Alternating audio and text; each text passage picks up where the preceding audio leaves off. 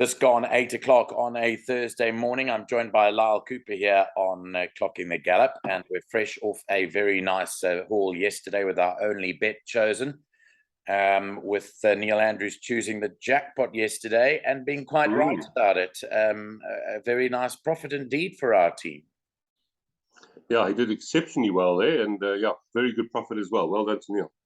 Yeah, congratulations go out to him. As we know, we don't offer too many bets on this channel. We don't like to get caught up in taking, in fact, with our policy here, less is more.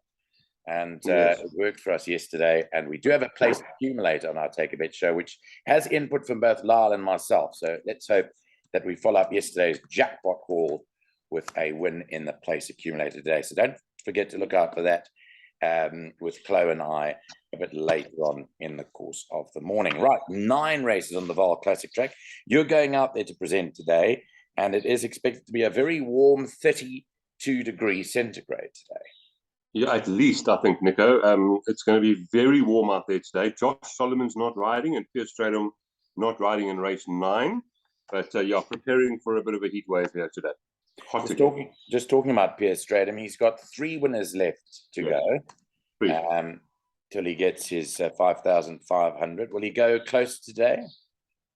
I thought he had a chance of winning maybe one. He's got a few on the weekend as well. So I'd say in the next week or so, he's got a realistic chance, yes. Yeah, okay. Well, we'll stay tuned and find out what happens with Pierre. We are wanting to interview him after he gets his 5,500 winner. So we're looking forward to that. I hope before the end of the month anyway.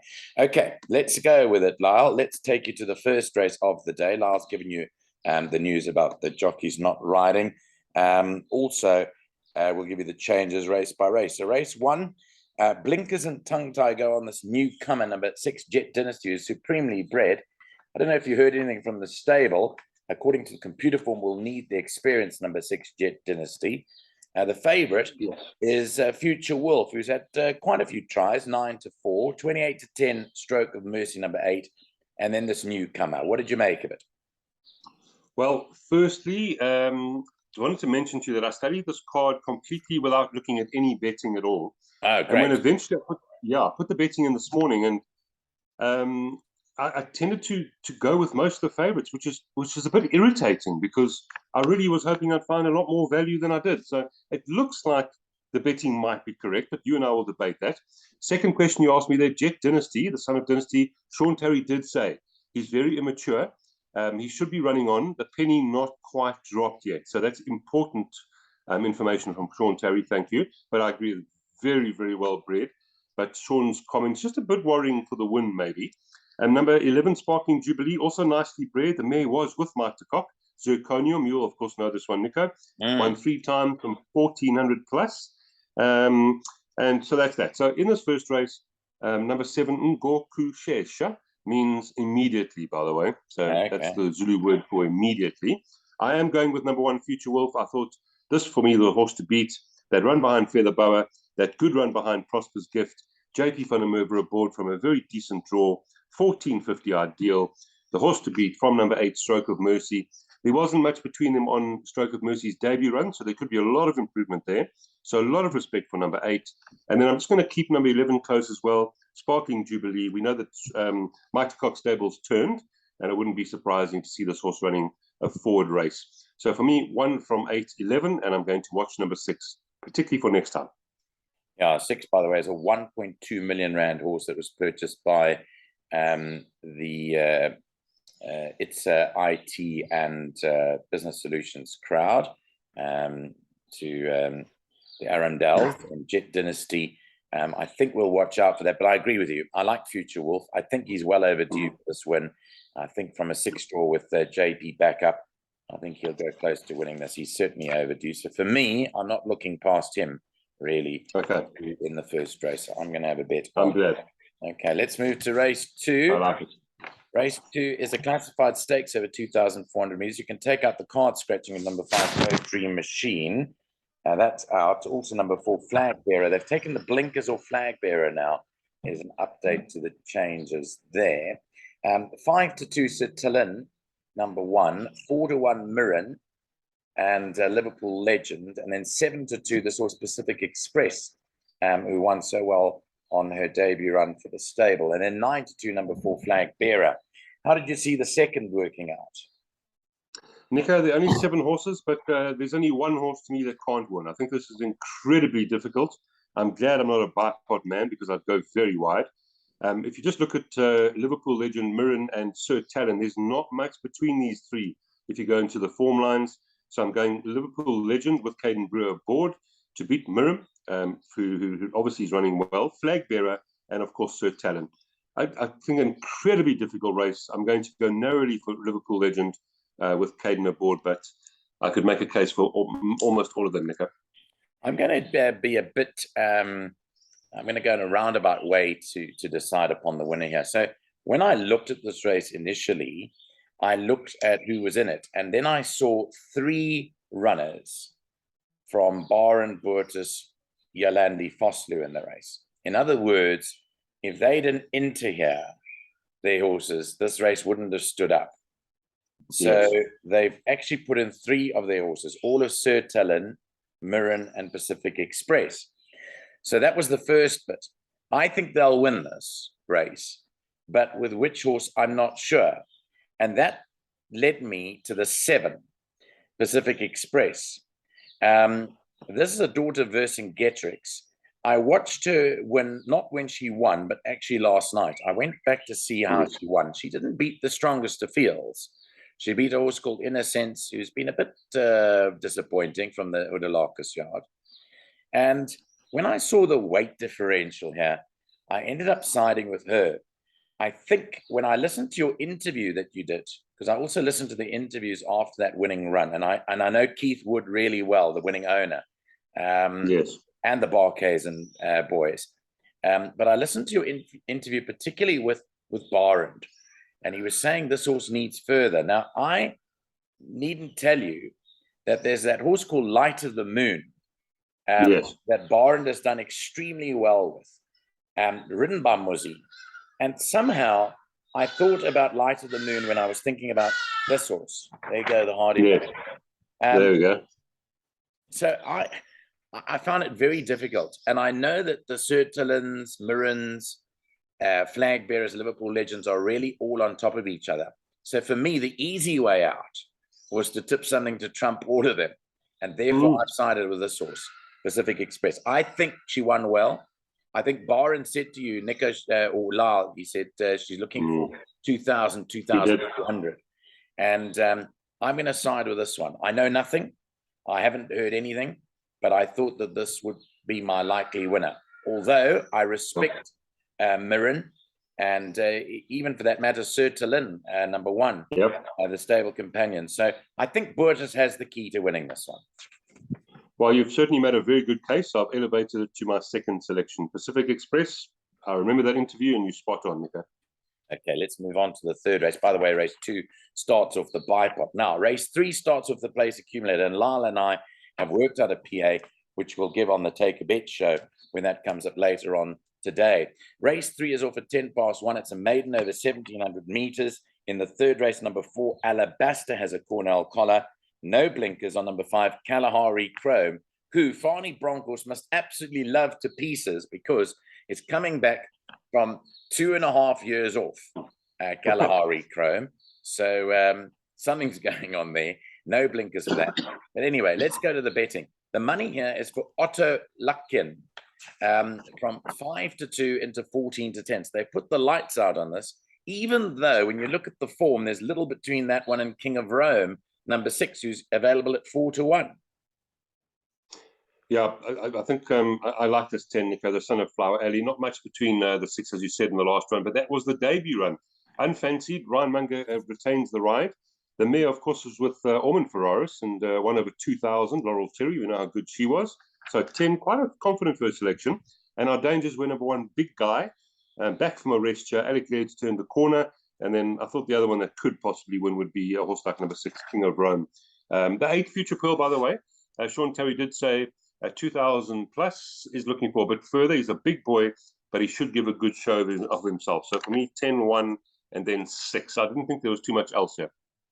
By the way, the 8 is a gelding. I forget to mention that, or forgot to mention that. Future Pearl number 8 is a gelding. I'm not sure whether it was gelded before it started its career or after its last run, but I think it might well have been after its last run in June. I think it was. It's been gelded, yeah. Recently. That has been gelded, yeah. So that is a change to note there with regard to the 6-1 chance. Now, for me, again, the Otto Luckian King of Rome form was to the fore.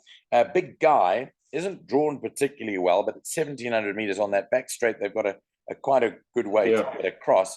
Well, now our flag bearer does half an hour earlier in the second race, but I was interested in Big Guy because I thought, you know, being a year older, he has to ship only 2 kilos to Otto Luckian, who is progressive. But, you know, when you look at this time of year, they've got to ship 8 kilos on a weight for age scale. And I thought Big Guy, you know, that the mother, Perfect Destiny, was a full sister to Smart Call. Did you know that? Oh, there we go. No, I didn't. Well done. And how good was Smart Call as a racehorse? So for me, I was resting between 1 and 10. But again, on that form of King of Rome, of African Torrent rather, you can't have King of Rome 4-1 and Otto Luckian 14-10. I mean, there was little to choose between them last time out. I believe that Otto Luckian, when I looked at the race last night in the race behind African Torrent, had more to come. But I don't think King of Rome will be too far off him. So that's our assessment of the third race. We're pretty much in those 3 horses' camp. On we move to the start of the pick 6 at 1/4-2. It's a merit rated 80 handicap. It's over 1,600 meters. And in race 4, there are quite a few changes here. A tongue tie goes on number 5, Wolf's World. Blinkers go on 6, Duke of Rain. That's a late change now. So Duke of Rain has got the blinkers. Those were put on early this morning. And then blinkers and tongue tie on number 10, Eagle Alley. So there have been a couple of changes that have taken place here in the equipment stakes. Right. Ablon, the money horse, opened 3-1. And has come into 18-10, has the cheek pieces on for the first time. It has to carry top weight of 60.5 kilos. So that is the money horse, Ablon, at 18-10. 8-1, or rather 7-2, Captain Grit, number 3. And then it's 8-1, Brendan James, 10-1, Duke of Rain, and 7-1, Wolf's World. Talk to us and motivate for your top one here. Well, yeah, Nico, Ablon, you know, obviously a big runner here, but I'm not loving the price there. If you look at that run behind Nordic Rebel, Wolf's World actually holds Ablon, and that one's at 7-1. So I thought this was an open race. So obviously Ablon's a big runner with those cheek pieces on. JP, Mike the Cox stable in good form. I liked a bit of number 9, Southern Blaze, Pilasani and Polly for Stewie Pettigrew. I just thought this with 55 kilograms, even though held last time out by number 3, Captain of Grit, I thought could be a player. Obviously, Captain of Grit as well, running well. It hasn't won for 287 days, but 1 or 2 of these form runs really are standing out quite well. In fact, that run behind Supreme Dance, Captain of Grit was only 3.5 lengths behind Flying Carpet. So again, Nick, I thought this was an incredibly difficult race. To cut a long story short, I was leaning Captain of Grit, Ablon, number 9, Southern Blaze, and then Wolf's World. But I wouldn't, you know, even a horse like Nika Bessie, the comments from the Corner SP stable, they said they're expecting a great run here. So not an easy race, Nick. I hope that sort of helps you a bit there. Yeah, it does help me a bit. I went a bit lighter in the PA, but I can hear what you're saying because it isn't the easiest of races. I'm interested to see the money for Ablon because I think he'll be on the premises. I don't think he's an 18-10 chance. I think that is pretty cramped. But I'm interested to find out why you've shifted off Wolf's World so much, because 2 runs ago, you said to me from a week before it ran, when Marco van Rensburg rode it, Nico, look at the price of this horse. It's a decent price, and it nearly upstaged them. I mean, it was right there. I remember it hitting the front because I called the race. And I was thinking, that was the Turfentine Inside Track over a mile. It's got Piers Stradom on today. I thought it comes into it very much into the reckoning today, Wolf's World. And we tipped Heather Adamson's horse earlier on in the first race, Future Wolf. So maybe Mr. Jock Wolf and all the Wolf horses will be to the fore today. Anyway, I thought Wolf's World I thought that would be my each way play, the Wolf's World at 7-1. But I hear what you say about Captain of Grit, Ablon, you've got to respect the money. And then you mentioned this other horse, Kabisi, who we liked last time up, but didn't turn in any kind of run. I think we went for it in the PA. Yeah. Very disappointing. Very disappointing last time. Yeah. Very disappointing. Anyway, so that race is you'll run better. that isn't easy, that opening leg of the No, pick. it's So not. if you're playing a pick six or a PA for that matter, the pick six, I think you've got to go fairly wide over here. Put in all those horses we mentioned, even Duke of Rain, Even Duke of Rain, with the blinkers being put on now, could come up on us there. Okay, race Correct. 5 is up next. It's off at 20 past 2. It's a merit rated 68 handicap and it's over a mile. Let's go through the changes here. You can scratch number 9, Parker Getrix. That's a late scratching. It was in the betting at 10 to 1, but it's now out. Number 1, Golden Tune, has got blinkers in a late change. And number 2, High Moon, has now got a half set of Alamites on. It was running unshod, but they put the half set of Alamites. So a bit of a gin strike there on number 2, High Moon. There's the betting. Let's go through it, Lyall. What are you making of this one? Well, it looks easy, but I don't think it is, Nico. If you look at High Moon and Secret Giver, who've both got big chances here, they both ran both of their last 2 efforts on poly. So yes, they can both run 50 well on grass. We know that, but they're back to grass this afternoon. So obviously 2 and 3 have big chances. Gavin van Zyl started off with a bang here. Number 4, San Quintin, very interesting runner. 3 winners from that form line last time, including Arlington action. Number 7, Silly Fella, definitely some value, Silly Fella, with Muzi in a draw of 3. And then I wouldn't let the 10 or the 11 run loose either here at bigger prices. If you go to Fantasy Flower, for instance, beat Silly Fella on the Iron Tail form line. And if we go to Mingxi on the brief form line, was 1.5 lengths behind St. Quintin and is 3.5 kilograms better off. So again, not easy. I'm probably going to head off. I'm probably going to go with, the draw, very hard. I'm probably going to go 7, 11, 2, 3, and 4. Something like that, Nico. Not easy.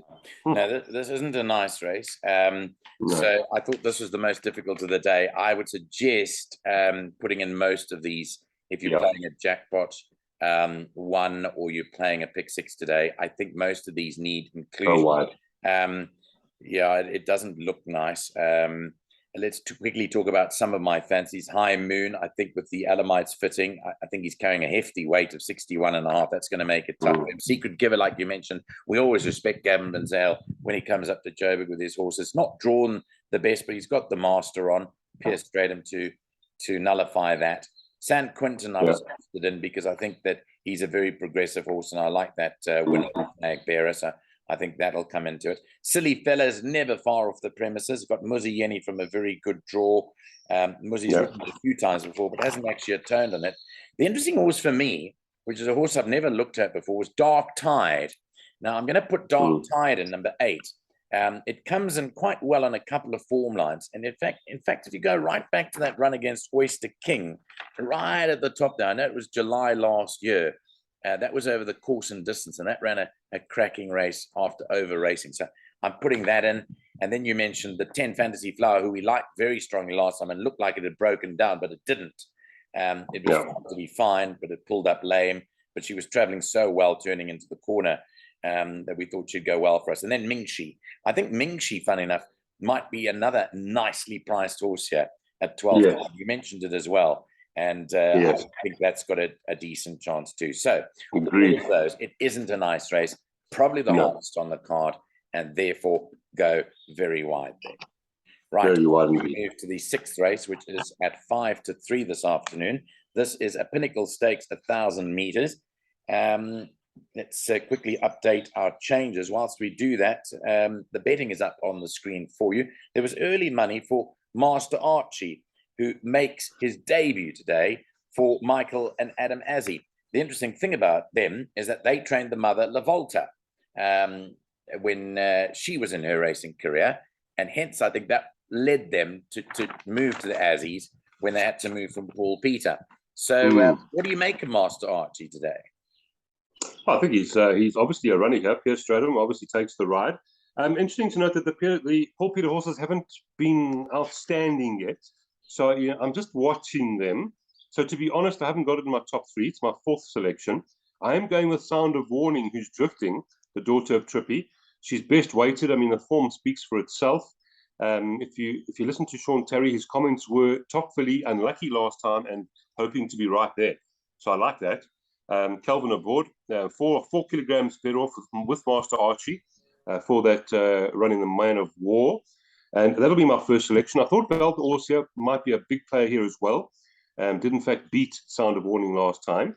And then over the page, I wanted to mention Nara, daughter of Vereeniging, now with Roy Magna.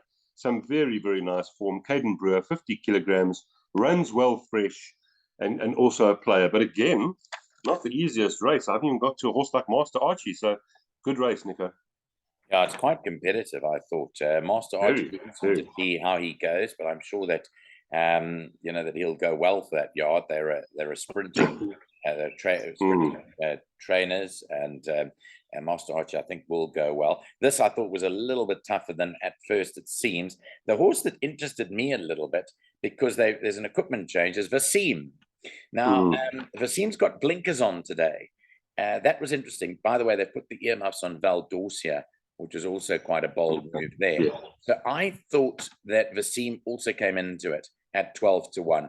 I'm not going to let him run loose. I'm looking at that Turfentine run on the 2nd of June with the blinkers on when he ran to Godswood. I've always been a big Vaseem fan. But I hear you with Sound of Warning. I think that's obviously got to go in. Sound of Warning, that's got to have a chance. And Terry's comments, as you mentioned, were quite positive. The other one you mentioned was Nara. And with just 50 kilos, she would have to come into it too. She's carrying absolutely no weight. Again, a very tough race at a stretch, maybe even quite a trip. Yes. Master Archie, weight on, and even Bartholdi with Craig Zaki on from a good draw. The companion to Master Archie. And another tough race.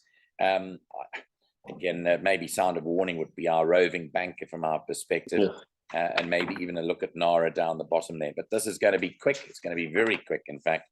And quite a few can win it. So good race. Again. And Nico, the first thing I said to you today, it's a tough card, this one. And, I've almost brassing Master Archie, but this is a horse that's beaten Angel Spell by 4 3/4 lengths and Big Burn on Best by 2 1/4 lengths. I mean, that is phenomenal form.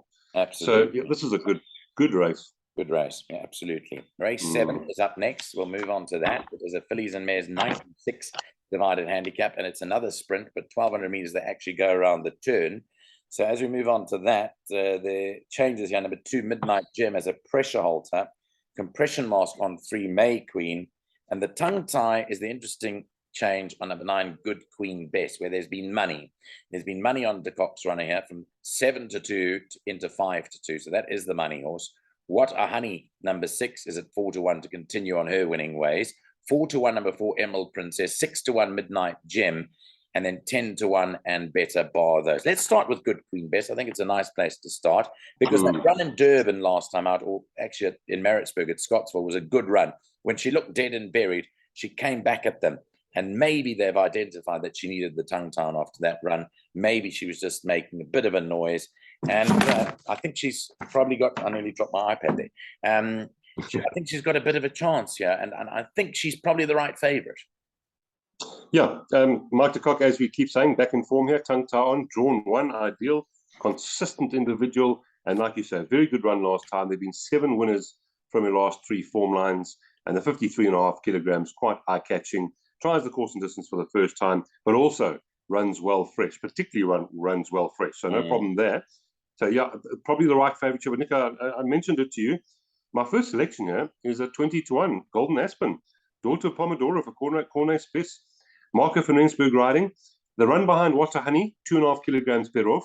The 3 runs back, the run behind What a Honey is 5 kilograms per off. That's right. And then the run behind Emerald Princess, when beaten 3 lengths, is 4 kilograms per off.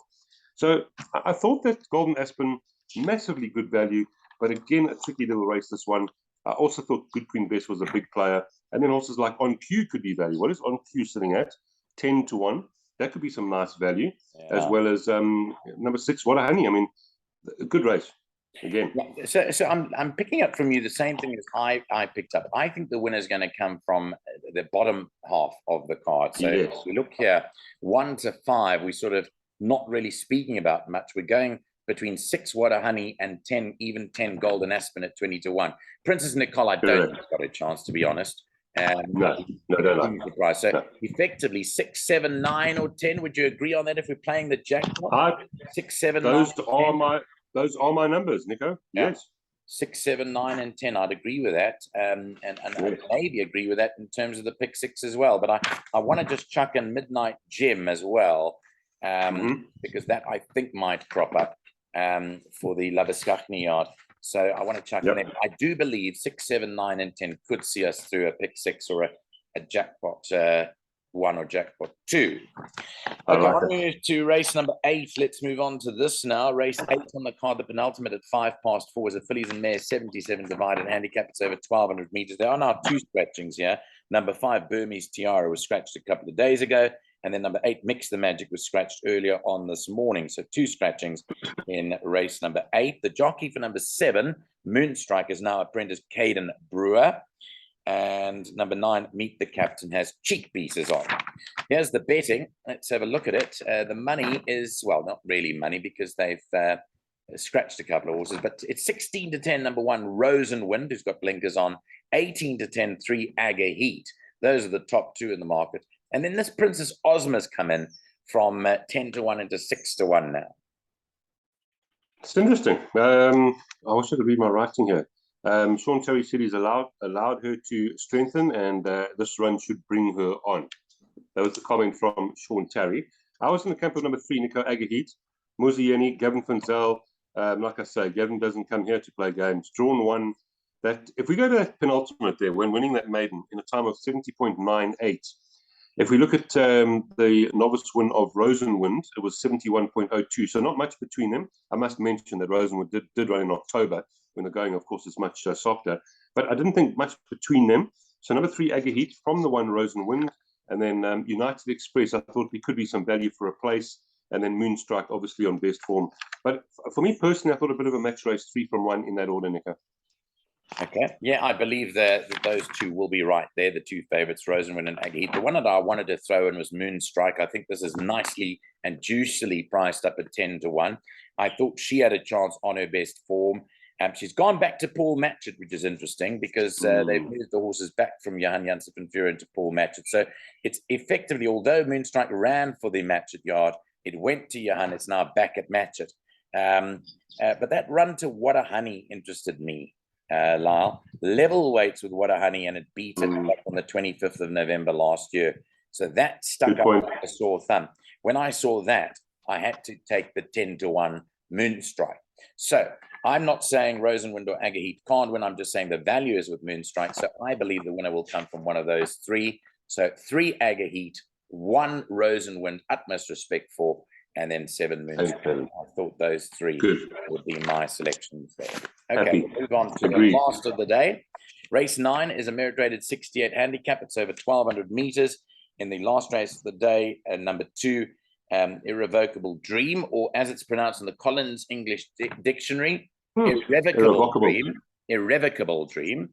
Irrevocable Dream. Calvin Habib rides number 2, Irrevocable Dream, as it's pronounced in UK terms. And then number 3, Trust the Fire, has Alamites in front and Unshod behind. There's the betting. Now, Lyall, we are in agreement here. We banked this in the PA, but it's quite a nice price, actually. What is the price? Number 9. It is 33 to 10. It is favorite. Yeah, I mean, it is favorite. Yeah, it's got a very, very consistent form. Knocking hard. It was a course and distance run last time with Nathan aboard. Yes, not ideally drawn, but neither are the opposition in the form of Great Times or Trust the Fire. Irrevocable Dream. I thought this could be the biggest danger to our favorite. So for me, 9, 2, 1, and 3. Sure, yeah, but I know we were both confident. I think Back to Basics could be the right one. Yeah, we're both confident. It's drawn a bit deep, but as you say, the principal danger for me was Great Times, which is drawn at 8, right next door to it, and I think they'll see each other and match each other.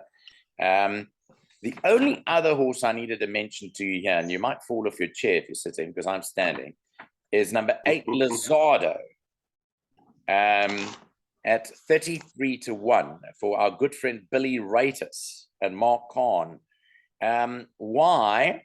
Well, if I like Back to Basics on the Coming in Hot run on the 28th of June, there is some Coming in Hot in Lizardo's form line, which suggests it might be there or thereabouts. And that's drawn a bit better off at 6, but that's a rank outsider. I'm just mentioning it. I know it's the biggest outsider in the field, but I'm just mentioning it just in case it pops up and people say, you're a great after the race merchant. Yes. An outsider wins. So I thought we had this covered. I know what you're saying about the draw, but I think both of us came up independently of each other and bankered this one in the PA. So correct. Yes. We think one's the danger, but it's drawn right next door. So what's good for one is correct. good for the other. And then you also mentioned a bit of the 3, the 4 Irontail. Just one final point on Irontail, because he won well last time out. He came from the cloud to touch off Admiralty Arch, but that was over the 1400. Is back to the 1200 around the turn. He's also not drawn ideally at 7. So I just wanted to mention him too for bigger perms. Okay. And red carpet girl, Nico. One more red carpet girl must go into the quartet. Okay, definitely. Red carpet girl into the quartets. They're number 5, but I think we agreed on our road. We do. Number 9. Okay, so that leaves it there. We've just gone after 8:30. So I think we've given you the latest changes. Looking forward to seeing you at the course today. I won't be out there today, but I am sure I'll join you on Saturday at Turffontein. Looking forward to a good day's racing. It looks pretty competitive, but we've tried a PA for you. And Lyall, let's hope that we get most of those races right. We look forward to hearing what you've got to add from the track later. Fingers crossed. Thank you, Nico. Thanks for your time.